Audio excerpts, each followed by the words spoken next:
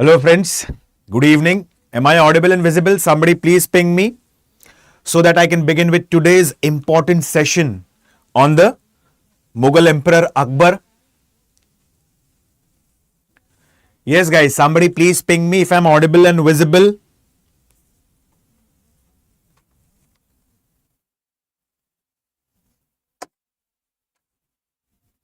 Just a second guys.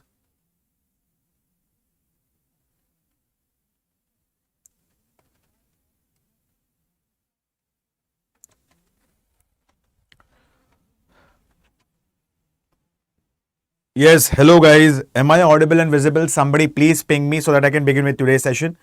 Good evening, Rishi. Thanks a lot. Okay.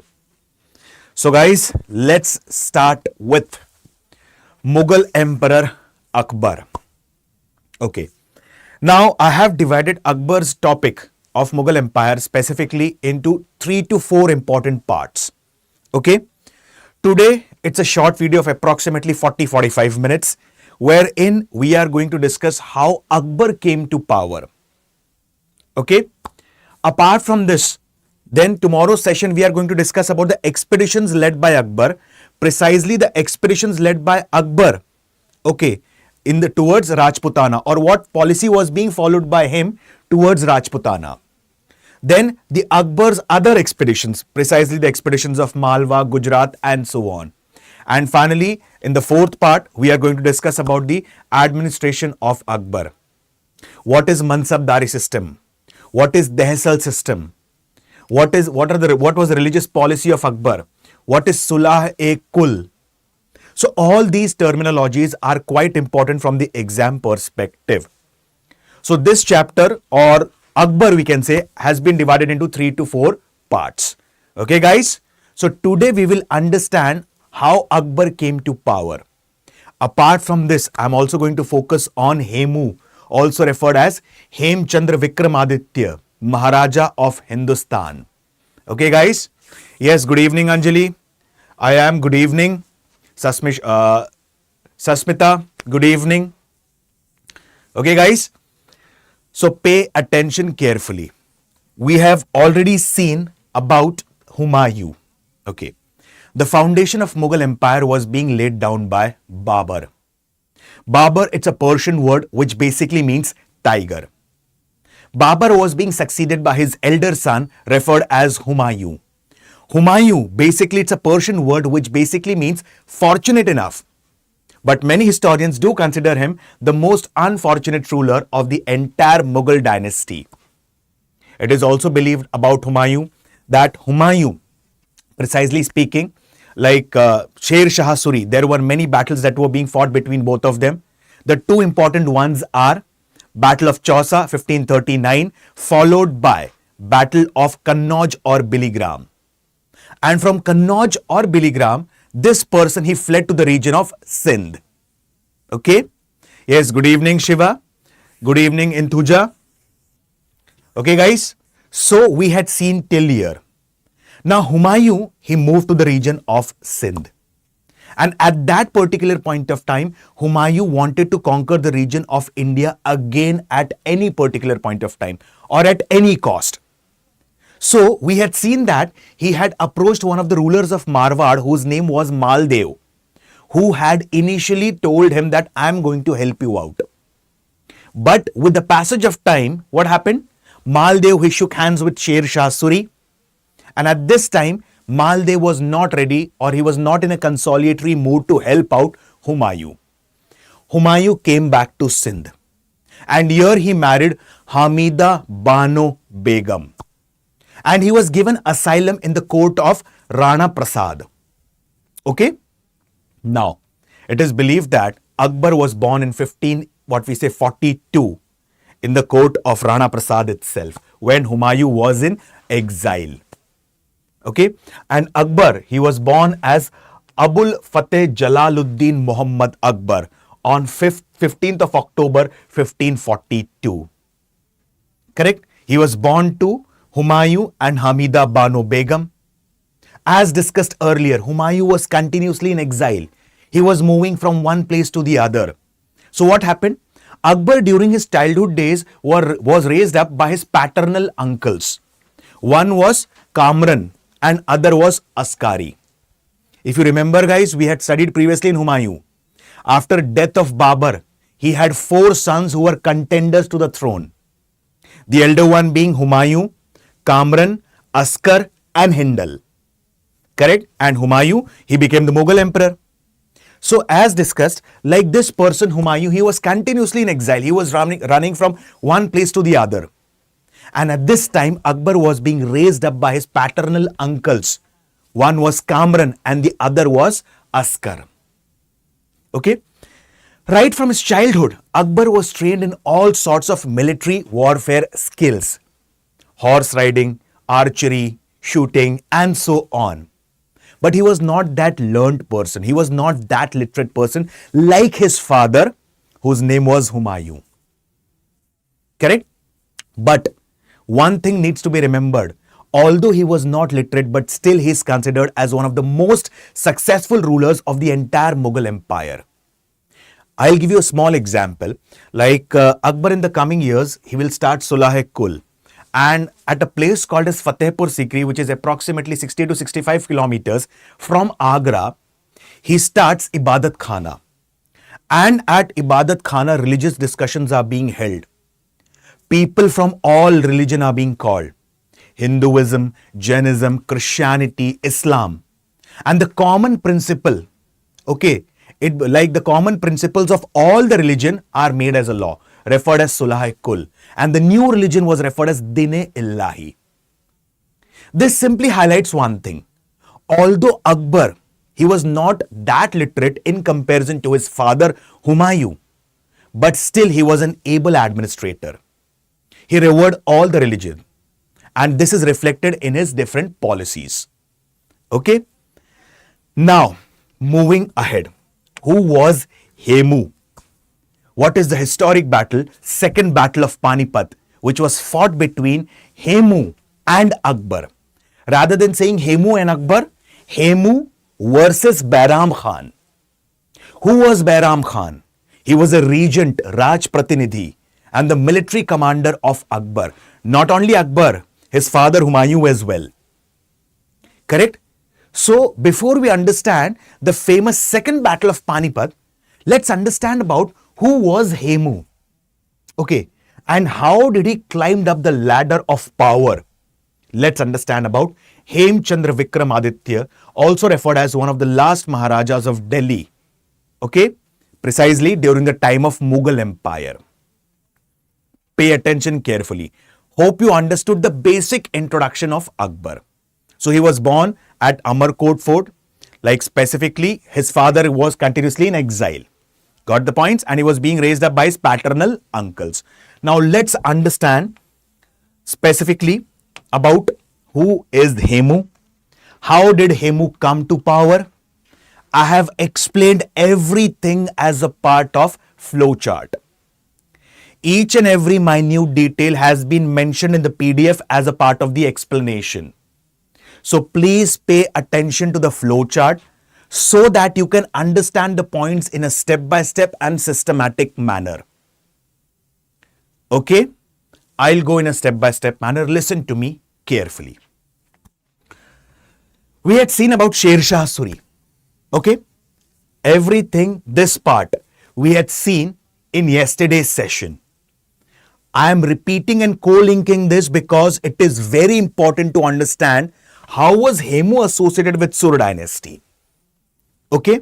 So listen to me carefully for easier understanding of the concept. Okay guys?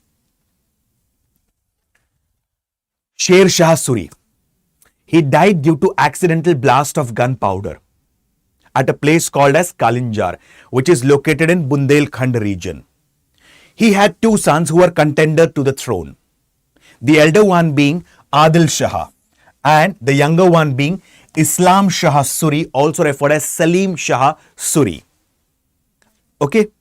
Nobles chose the younger one, Islam Shah Suri, because he was more competent. He was an able administrator and he had lot of experience concerning different battles and wars in comparison to his brother Adil Shah. Okay? This person, he ruled for approximately 9 years. Now, how Islam Shah Suri, he came in contact with Hemu. Let's understand this. Hemu, he was born at a place called as Rewadi, which is located towards southwest of Delhi. It is believed that his father was a normal grocer. And like he started working along with his father at the very young age. But destiny had written something different for Hemu. Like it is said that like Hemu, he was interested in warfare strategies. He was expert in military skills as well. Apart from being the son of a grocer, he was expert in all these kinds of warfare skills and strategies. Now what happened? As I've told you, Islam Shah Suri, he came to power. And his elder brother Adil Shah, obviously he's going to revolt against his brother Islam Shah. We had seen this yesterday. Correct? So what happened? Is this person Adil Shah revolted against his brother Islam Shah Suri. And now Islam Shah Suri wanted to suppress Adil Shah. So he dispatched an army. And when he dispatched an army, at that time, Hemu, some or the other manner, he wanted to come in the eyes of Islam Shah Suri. So what happened?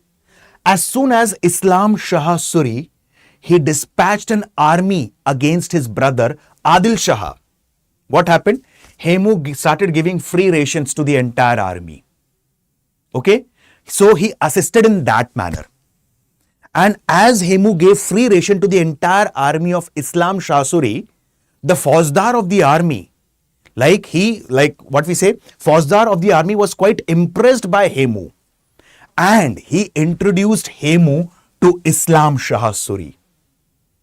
After introducing Hemu to Islam Shah Suri, it is believed that Islam Shah Suri was so impressed by Hemu that he made him the superintendent of Bazaar. Okay? Yes, good evening, Ramesh. Got the point still here?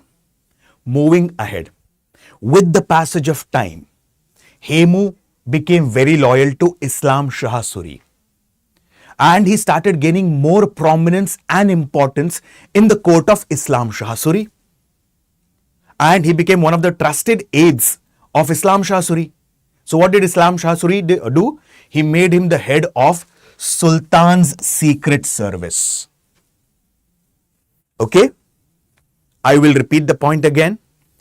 After death of Sher Shah Suri, Islam Shah Suri sat on the throne. He was being supported by the nobles. He was the younger son of Sher Shah. Obviously, his elder brother Adil Shah is going to revolt back. So, Adil Shah sent an army against Islam and he dispatched an army against Adil Shah. At that time, Hemu, who was the son of a grocer man, he gave free ration to the entire army of Islam Shah and he supported in that manner. So Fauzdar, he introduced Hemu to Islam.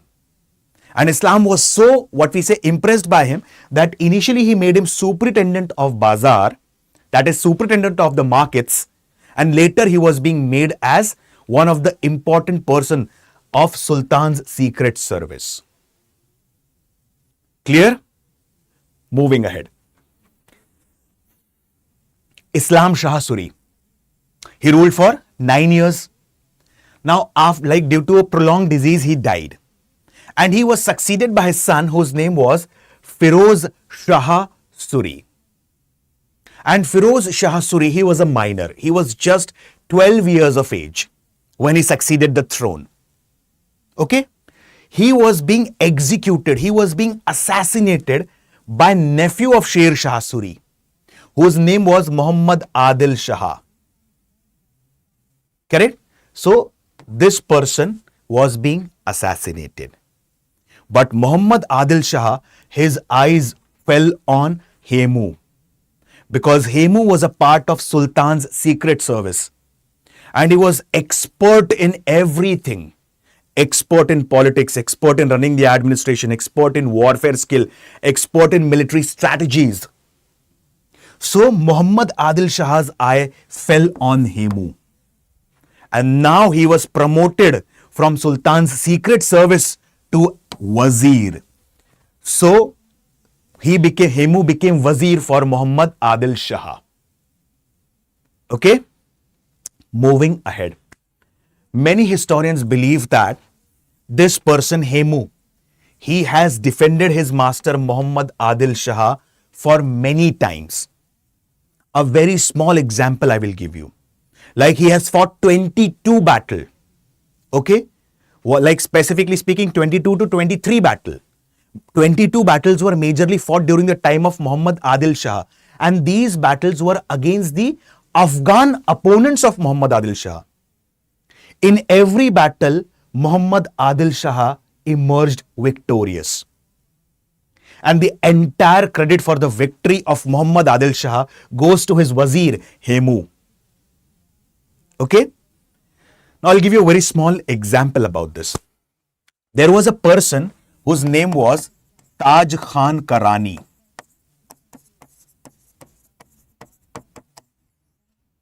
Okay? Now Taj Khan Karani, it is believed that he was a minister.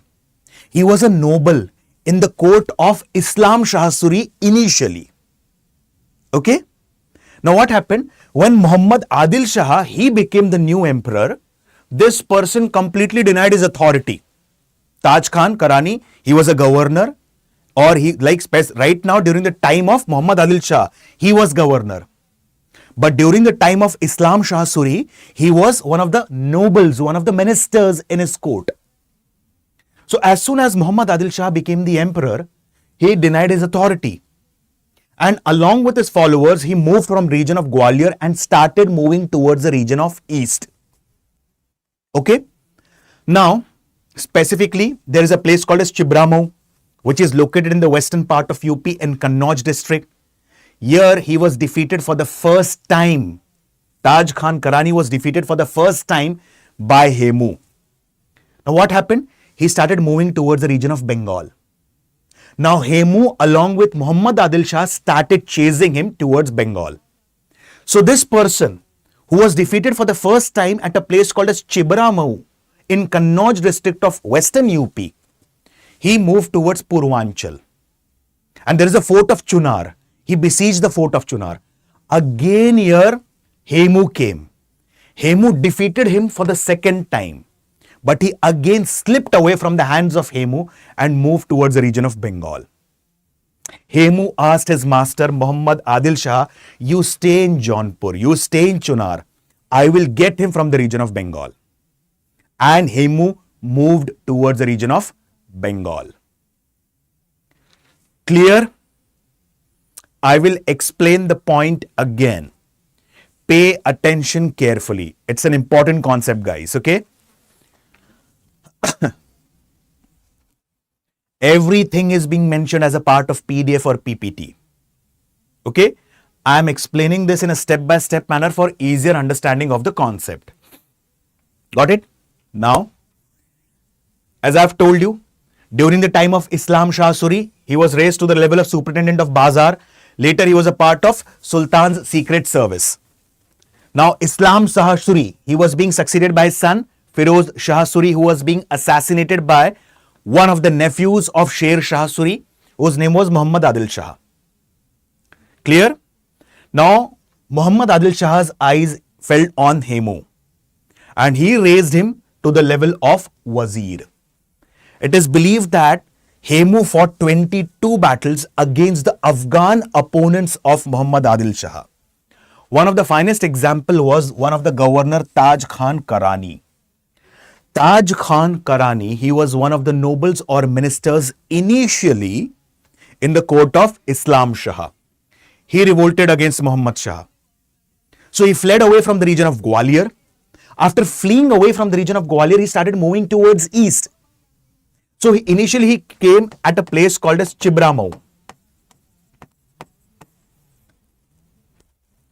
which is located in Kannauj region of western UP. Here he was being defeated by Hemu, but he slipped from the hands of Hemu. And he started moving towards the region of east again.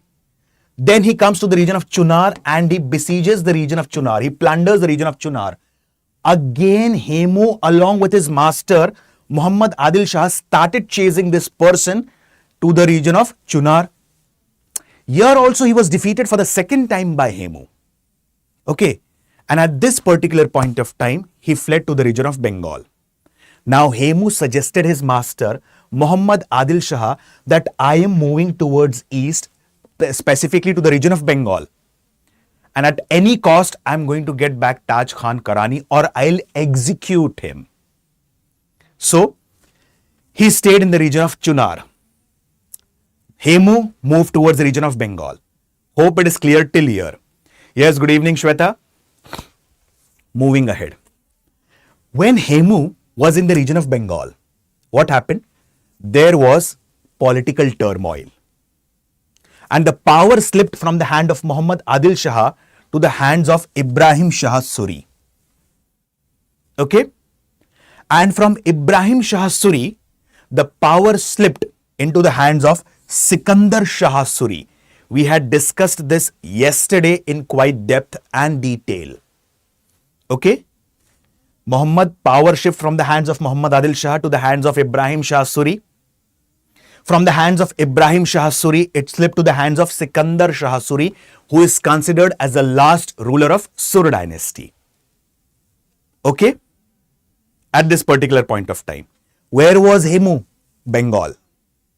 Okay? Now when Sikandar Shah Suri, he became the last ruler of Sur empire, again there was a political turmoil. And this was seen by Humayun as an opportunity to attack India. And we had seen Humayun with the help of Shah of Persia, he had attacked India. Okay, he defeated the last Sur dynasty ruler Sikandar Shah Suri in Battle of Sirhind and Battle of Machhiwada. And again Mughals established their power in Delhi. So after a political vacuum of 15 years, from 1540 to 1555, what happened? Mughals again came back to power by dethroning the last ruler of Sur dynasty, Sikandar Shah Suri. Clear? Perfect. Where was Hemu? Bengal. Got the point still here? Moving ahead. Do you want me to repeat or the points are clear? Please let me know, guys. Is it clear? Yes, please.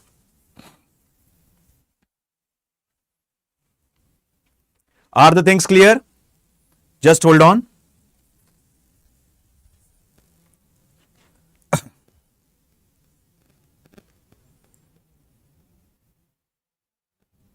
Just hold on, guys, a second. Please let me know if it is clear. Okay, perfect, Rishi. Thank you.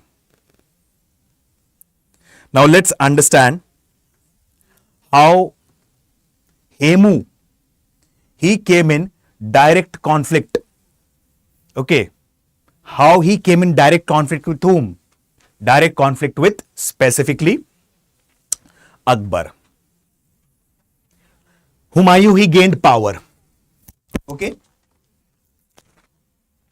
Just a second.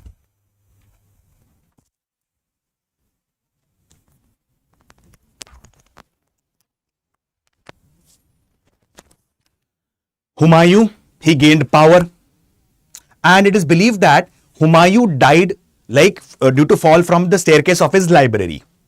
And at that time, Akbar was approximately 13 to 14 years of age, and he was at Gurdaspur, Kalanur, Punjab. Okay, so Humayun died, and at that time the governor of Delhi was Tardi Beg. Humayun acquired the power after few months due to fall from the staircases of a library. He died. Okay, after his death, what happened? It is said that his son Akbar, where was he? Kalanur, Gurdaspur, Punjab. And who was looking after the administration of Delhi? One of the governors whose name was Tardi Beg. Clear? Hemu, who was in Bengal, saw this as an opportunity. and he started plundering and attacking the regions around Delhi. It is believed that he had conquered the region of Narnaul, he had conquered the region of Kalpi, Jalon, Etawah, okay, Sambhal. And now in 1556, there was a famous battle which was fought, which is called as Battle of Delhi or Battle of Tughlakabad, between the Mughal governor Tardi Beg and Hemu, also referred as Hemchandra Vikramaditya. And in this battle, Hemu emerged victorious. And he established himself as Maharaja of Hindustan. Okay, this is how Hemu, how he climbed up the ladder of power from a grocer's son to Maharaja of Hindustan. Got it? But again, destiny had written something different for Hemu. Akbar, who was in Gurdaspur, Kalanur, Punjab, and 13 to 14 years of age, was led by a regent referred as Bairam Khan, an able military commander. Okay? And Akbar wanted to again acquire the power in the region of Delhi and Agra. Okay? So what happened? Akbar, he started moving towards Delhi. Hemu, he comes to know about this. Hemu, under a weak commander, he dispatched a small force, approximately of 10,000 cavalrymen. And they were being defeated by Ali Quli Khan. He was one of the able military commanders of Akbar. Finally, Hemu's army and Akbar's army, led by the regent Bairam Khan, met on the famous battleground of Panipat. And this historic battle is referred as Second Battle of Panipat, which was fought in 1556. Precisely 5th of November 1556. It is believed that Hemu's army was quite large. Like specifically speaking, he had more than 30,000 cavalrymen, 1,500 elephants in the battle. And Akbar's army was comparatively smaller in comparison to the army of Hemu. But still Akbar emerged victorious. Why? The reason was one of the, what we say, experienced persons, rather than saying one of the experienced person, two experienced person were taking the command or leading the command of the army of Mughals. One was Bairam Khan and the second was Ali Quli Khan. Now during the initial part of the battle, Hemu was on winning edge. But what happened? Bairam Khan immediately changed the strategy. Now what happens? I'll tell you a very simple example. We have seen in Delhi Sultanate that Alauddin Khilji, he was successful. Mahmud of Ghazni was successful. Firoz Shah Tughlaq was successful. And what were the major reasons for their successful expedition? Fast and staggering moving cavalry. They focused more on cavalrymen, or they focused more on cavalry than on the elephants. True? Like I'll give you a very small example. If suppose some foreign invader is attacking India from the region of northwestern part of India, you are sitting as a ruler in the region of Delhi. It would be easier for you to contain that ruler with the help of horses or with the help of elephants. Obviously with the help of the horses. So what happened? At this particular point of time, Hemu had focused majorly on elephants. And obviously when you are sitting on elephant and fighting the battle, you are on a higher pedestal and you are easily visible to your enemy. At this time, Bairam Khan saw this as an opportunity. And he asked one of his archers to shoot at whom? Hemu. He shot Hemu and the arrow hit specifically the eyes of whom? The arrow hit the eyes of Hemu and he got severely injured. Immediately, he was taken away from the battlefield by the person who was riding his elephant. Later on, he was being captured, presented before Akbar, and finally Hemu was being executed. This is nothing but famous Second Battle of Panipat, which was fought between Akbar and Hemu. And now again Akbar, at the age of 14 to 15 years of age, established himself as the Mughal Emperor of India, also referred as Badshah or Shehenshah. Did you understand about everything? Please let me know. Everything I have mentioned as a part of PDF or PPT. The aspirants, those who are new to the platform, can easily download the PDF or PPT from the Telegram channel history_Alok Ojha. Okay, clear? See, I have mentioned everything, how he became superintendent of Bazaar. After that, specifically, how Firoz Shah Suri he came to power. Later on, how he was made the Wazir, how he played a role of minister. Taj Khan Karani, the entire explanation I have done. Okay. Then, everything. Battle of Delhi, 1556, also referred as Battle of Tughlaqabad. Correct? Hemchandra Vikramaditya, Ali Kuli Khan, I have explained everything with the help of a flow chart, with the help of a diagram for easier understanding of the concept. Clear? Okay. Thank a lot. Ramesh, Sashmita, Rishi, Shiva, thanks a lot. Parveen. Now, continuously I have been taking one name, and that name is Bairam Khan. So, two questions arises, who is Bairam Khan? Okay. First question, who is Bairam Khan? And the second question, you might have seen the movie Jodha Akbar. Correct? And Jodha Akbar, the movie of Hrithik Roshan and Aishwarya Rai Bachchan. In that, you might have heard about one more character. And that is whom? Adam Khan. And second important character, his mother, Mahama Anga.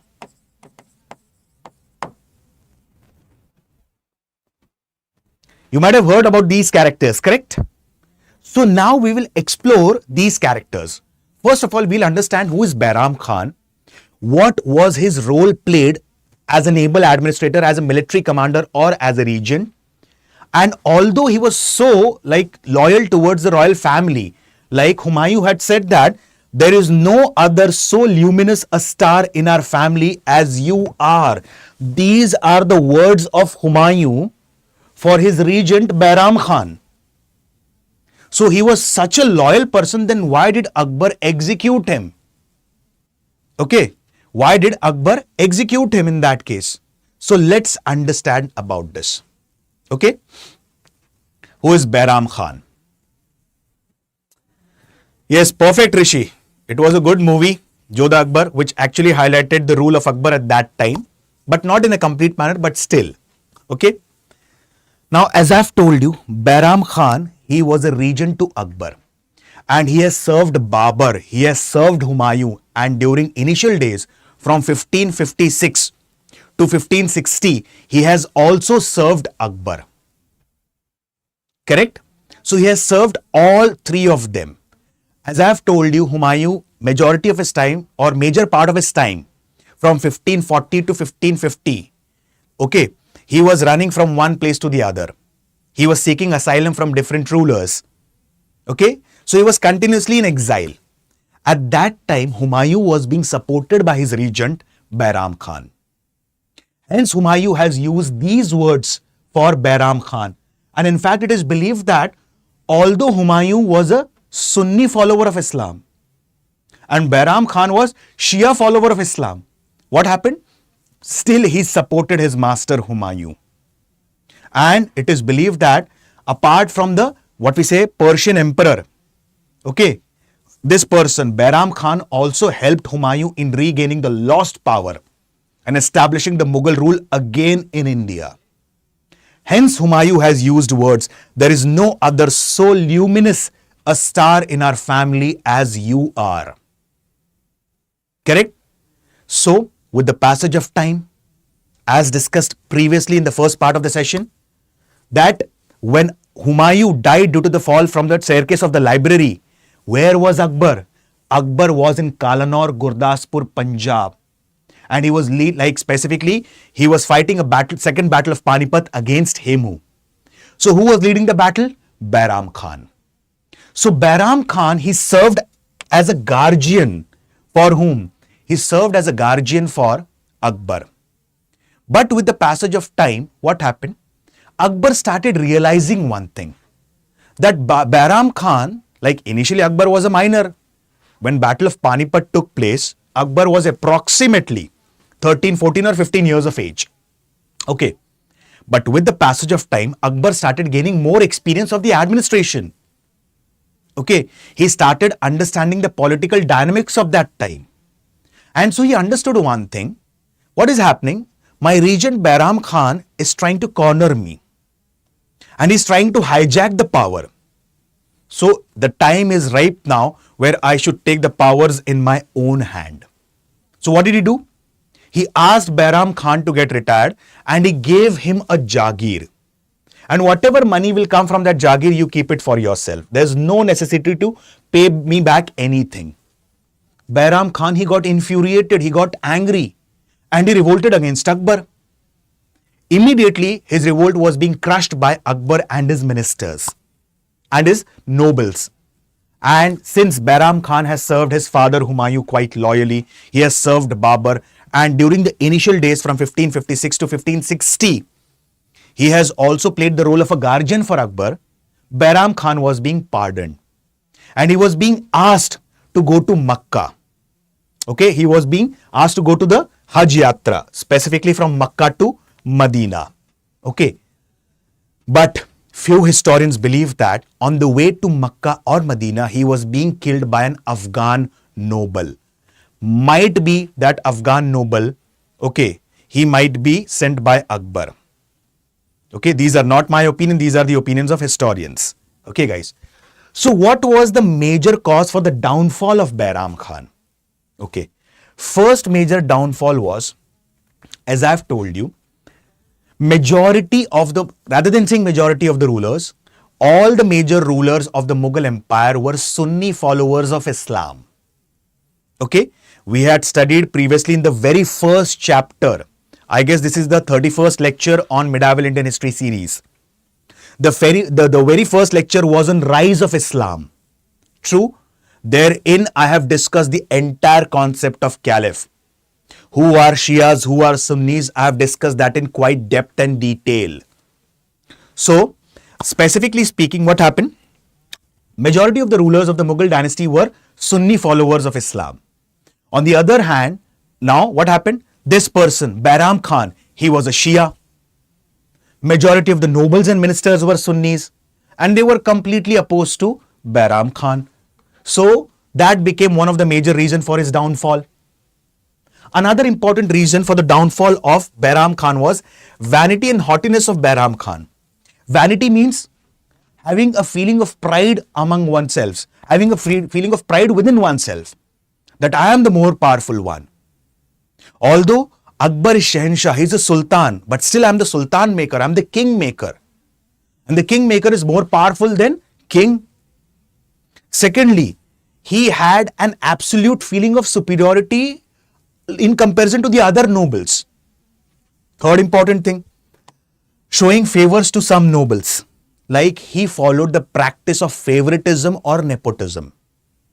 And the practice of favoritism and nepotism becomes the major cause for downfall of majority of the kingdoms.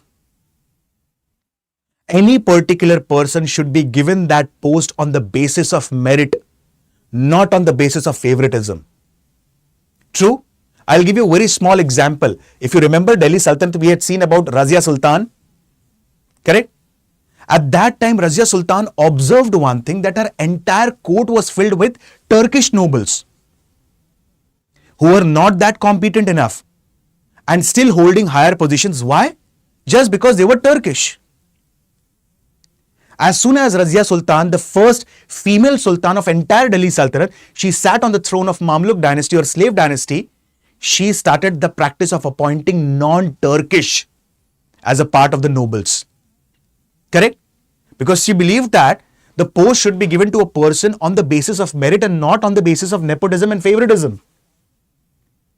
It is believed that Jalaluddin Muhammad Yaqut, one of the Abyssinian or African slave, was being appointed to the court of Razia Sultan, and the nobles started revolting at that time. Similarly here, Bairam Khan, he used to favor the nobles who used to support him. Other important thing, execution of the, what we say, Governor Tardi Beg.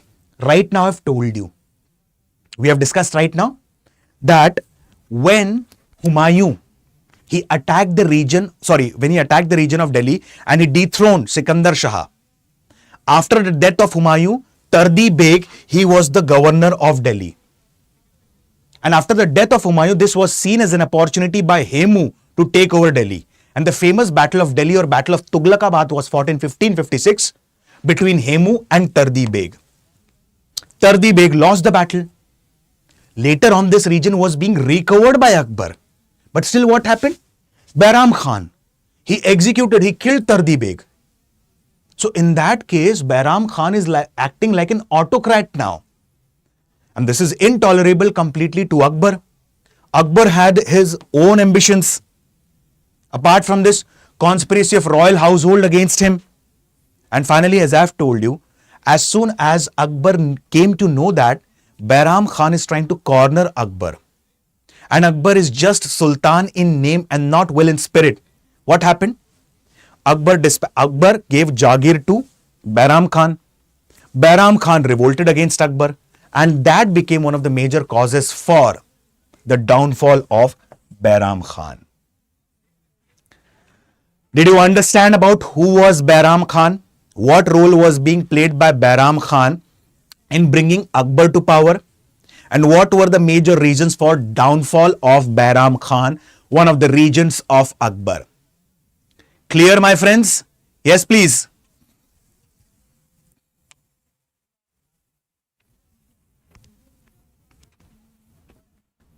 Yes, guys.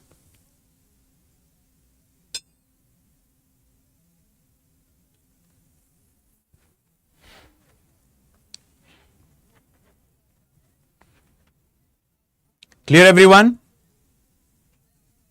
Okay. Now let's understand within next 5 to 10 minutes who was Mahamanga. Google it. I'll be telling you one terminology right now. And that terminology is petticoat government. During the time of Akbar, the period from 1560 to 1562 was referred as petticoat government during the time of Akbar. And why? Let's explore about this. And who was Mahamanga? As discussed multiple times that Humayun had spent major part of his life in exile. And so did his mother Hamida Banu Begum along with Humayun. So what happened? Akbar was being raised up by Mahama Anga.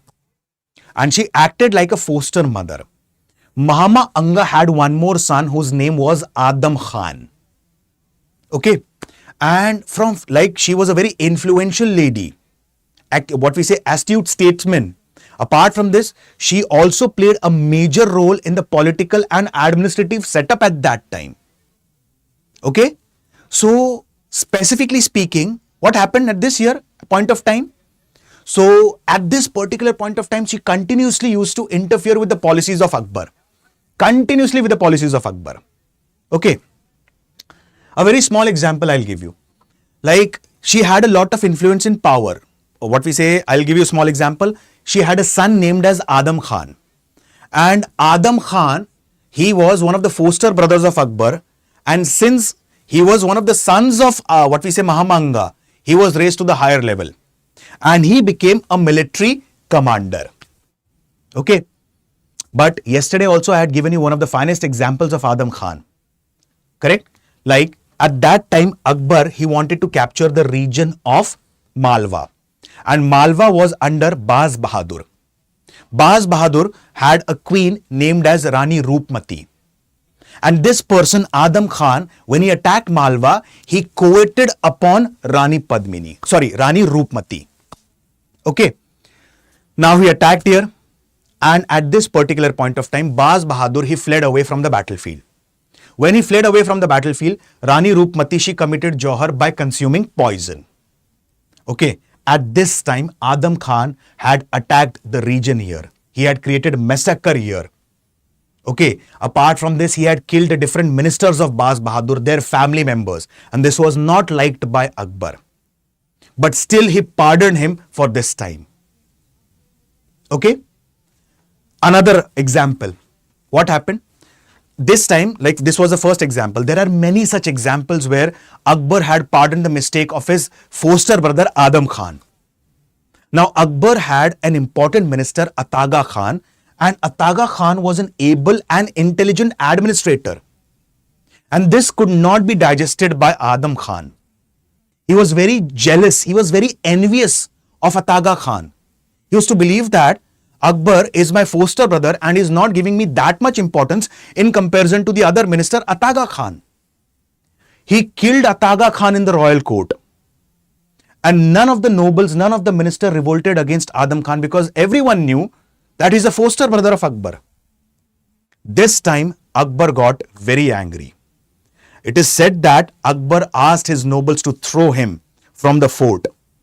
And he asked him to throw Adam Khan twice. For example, if he's thrown for the first time and if he survives in that case, throw him back again. At this time, Adam Khan was being executed. Heartbroken, what we say Mahama Anga, she also died on the 40th day or approximately 40 days later, the death of her, what we say son, whose name was Adam Khan. So this was the story of how Akbar came to power. Who was Hemu or Hemchandra Vikramaditya? What was the role played by Bairam Khan in bringing Akbar to power? How was Bairam Khan being executed? What were the major reasons for downfall of Bairam Khan? Who was Mahama Anga? And the period from 1560 to 62 is also referred as petticoat government during the time of Akbar's administration. How was Adam Khan, one of the foster brothers of Akbar, being executed? Hope you understood everything in today's short session. Is it clear, my friends? Please let me know. Any question, any query, any kind of doubt, please feel free to ask. Yes, my friends. Clear? Okay. Guys, StudyIQ, what we say, target year 2026. The Resolution GS Foundation batch. Okay, P2I, Prelims to Interview. So, the morning batch will start from 20th of August 2025, 8 a.m. sharp in the morning. The batch is completely in English language, which will cater to the needs of students precisely from the northeastern part of India and southern part of India. Proper timetable, answer writing practice, proper focus on what we say individual subjects like ancient, medieval and modern Indian history, geography, polity, economy, current affairs, science and tech and so on. Okay guys, so the batch is going to begin on 20th of August 2025. It's a morning batch, 8 a.m. Okay. And the prices are starting at a very affordable rates of 9,999. I repeat, 9,999. To avail the benefits of this batch, you can use the code that is flashing on your screen, Alok Live. I repeat the code, Alok Live. Hope you understood today's session of Akbar's rise to power. Tomorrow we are going to discuss about the Rajputana expeditions led by Akbar and the famous battle of Haldi Ghati followed by battle of Dever, fought in 1582 on the day of Vijayadashmi or Dashera. Okay guys, with this I stop my words for the day. Thank you and have a very wonderful day.